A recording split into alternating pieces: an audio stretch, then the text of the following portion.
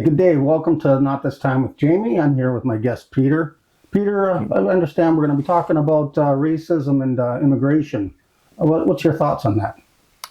Well, I've noticed that over time, if there's a lot of immigration, housing prices might go up, the availability might go down, as well as unemployment can go down, or up rather, sorry.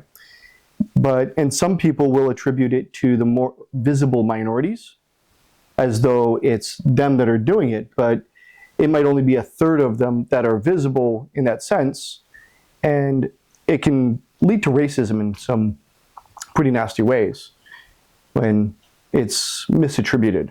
Yeah, I see that myself with people. They as soon as and I mean when you think about it, but the immigrants coming in, there may not be enough jobs in the society, so people have to find someone to blame for their troubles. Mm-hmm. So they'll blame the immigrants that come in, and especially the visible ones. If somebody from Britain who's more assimilated to our culture, they're not so quick to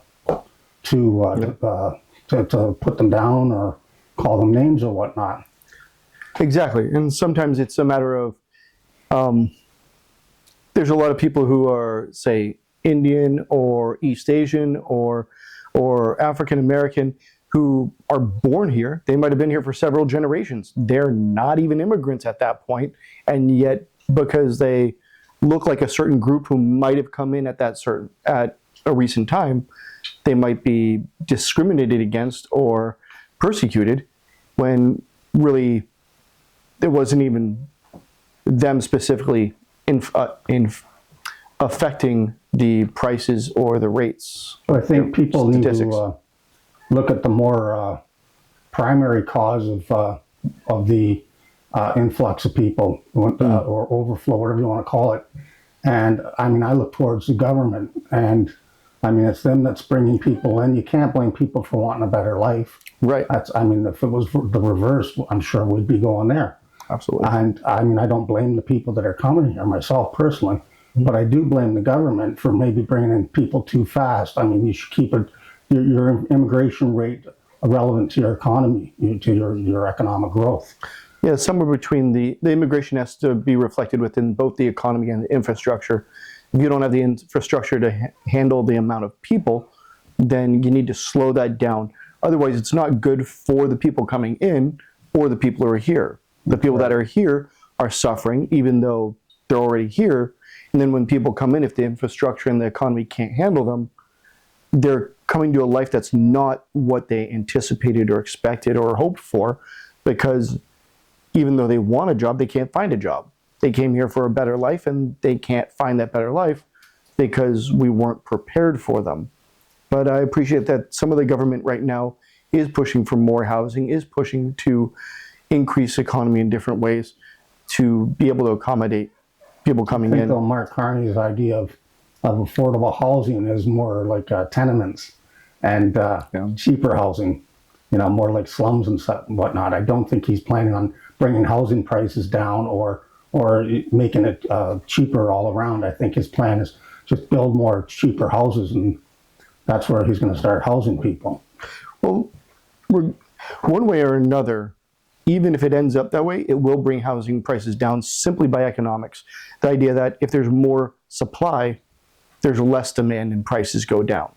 It might not go in the way that we hope or quite in the way. Though, but it might not bring down housing prices because all they're building is cheap housing, and those people that are affording those cheap housing can't afford a large house in the first place. So it's not going to slow down the demand for say a full family home. It's just going to decrease the demand for say apartment housing.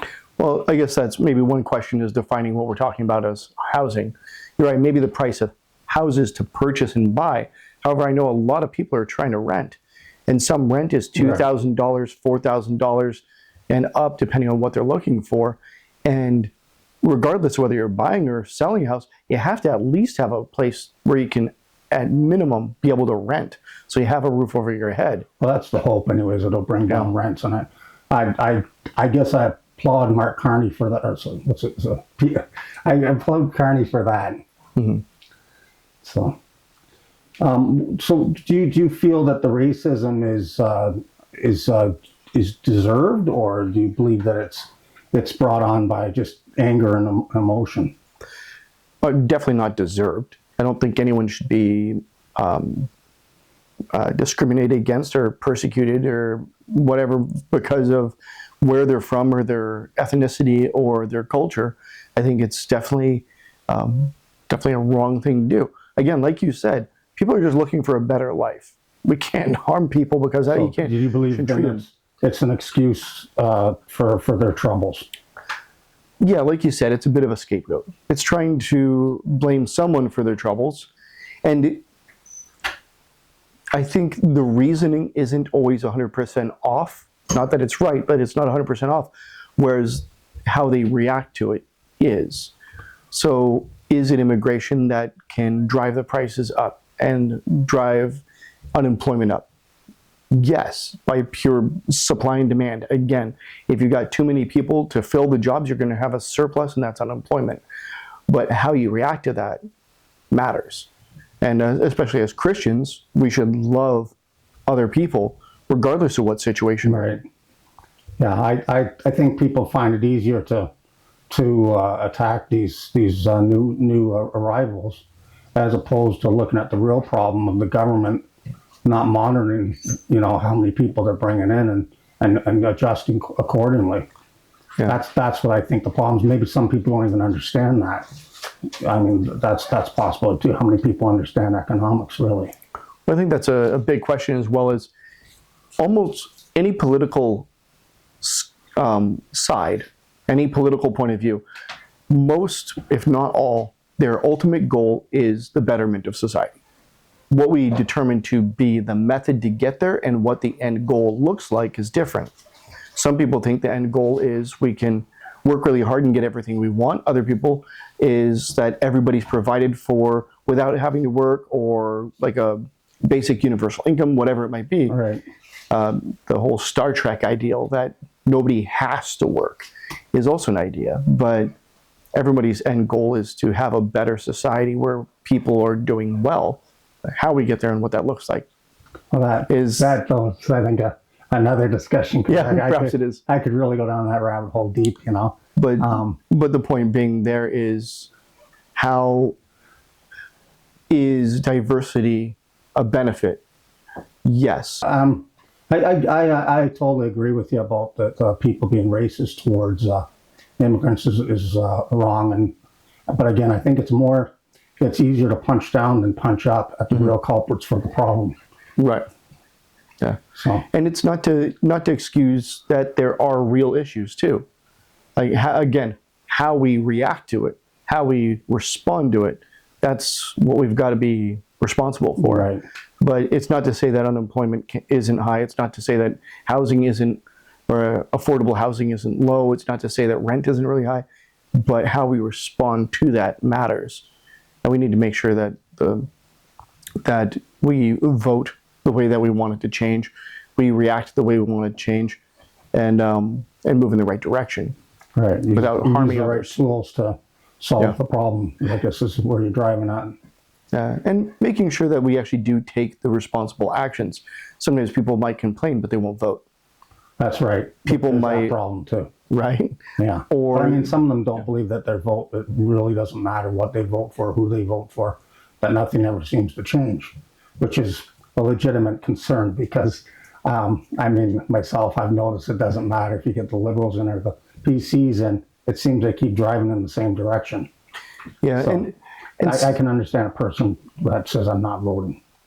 Yeah, I get it. However, at the same time, I think it is a responsibility, and sometimes the amount of the people who can vote and won't vote is sometimes so high that it actually would have made a difference had people done it.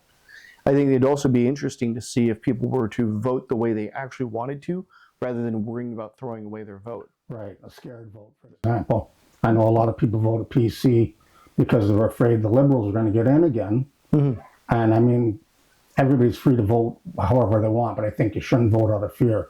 Yeah. You should vote, as you were just saying, out of what your beliefs are and what party you think is going to take the country in the right direction. Whether they're going to win or lose or not is not the issue. I know a lot of people were wanting to vote green. I like municipal green, Mike Morris and Ashland Clancy.